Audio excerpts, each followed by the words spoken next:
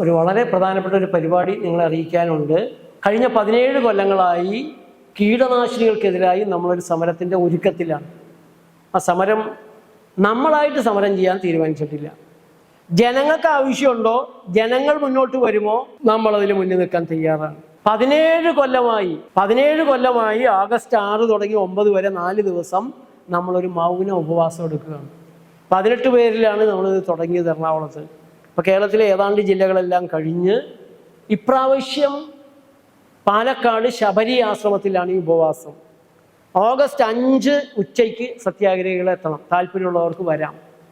4 ദിവസം ഉപവസിക്കാൻ പേടി തോന്നുന്ന ആളുകൾക്ക് 1 ദിവസം കൂടി ഉപവസിക്കാം, 2 ദിവസം ആവാം.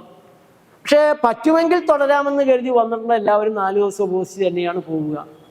4 ദിവസം ഉപവാസം കഴിഞ്ഞ് ബാഗ് എടുത്ത് തോളെ തൂക്കി ബസ് സ്റ്റാൻഡിലേക്ക് നടന്നു പോകുന്ന സത്യാഗ്രഹികളാണ് കേരളത്തിലുള്ളത്.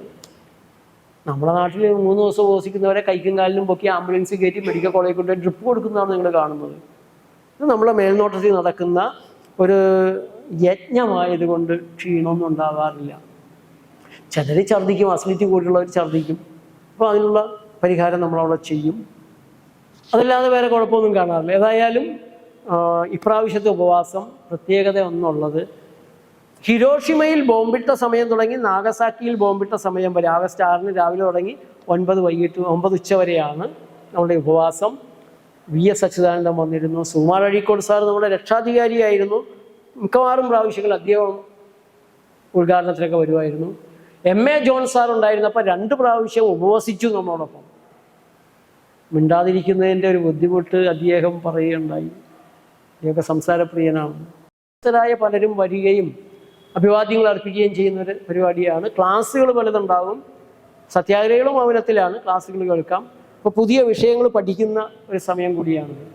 ഇപ്രാവശ്യം ജപ്പാനിലെ ഹിരോഷിമയിലെ ഒരു സമാധാന പ്രവർത്തക സംഘം ഓൺലൈനിൽ നമ്മളുമായിട്ട് ചേരുന്നുണ്ട്. അതാണ് ഇപ്രാവശ്യത്തെ ഒരു പ്രത്യേകത. പിന്നെ ഗുജറാത്തി വിദ്യാപീഠിൻ്റെ വൈസ് ചാൻസലറായിരുന്ന ഡോക്ടർ സുദർശൻ അയ്യങ്കാർ അദ്ദേഹം വരുന്നുണ്ട്. മഹാദേവ് ദേശായി ഗാന്ധിജിയുടെ സെക്രട്ടറി ആയിരുന്നു. അദ്ദേഹത്തിൻ്റെ മകൻ നാരായൺ ദേശായി ഒരു ഗാന്ധി കഥ നടത്തിയിരുന്നു ഇന്ത്യയിൽ, ഒരു വലിയ പര്യടനം. അദ്ദേഹം മരിച്ചതിന് ശേഷം ശോഭന രാധാകൃഷ്ണയാണത് നടത്തുന്നത്. അവർ ഗാന്ധി കഥ പറയാൻ വരുന്നുണ്ട്. പിന്നെ വളരെ പ്രധാനപ്പെട്ട നിരവധി ആളുകൾ വരികയും സന്ദർശിക്കുകയും ചെയ്ത സ്ഥലമാണ്.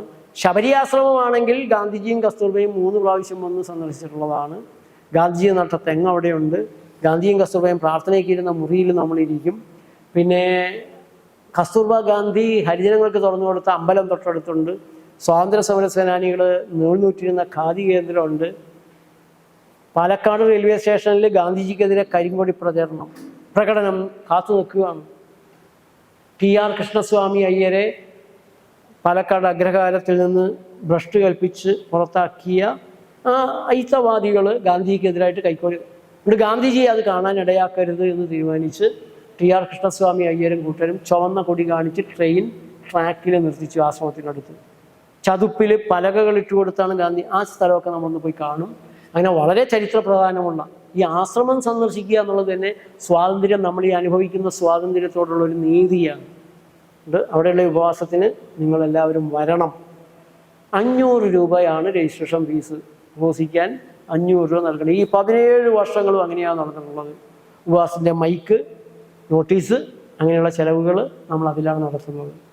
അതുകൊണ്ട് കഴിയുന്നത്ര ആളുകൾ സന്ദർശിക്കാനെങ്കിലും വരണം, പേര് തരണം.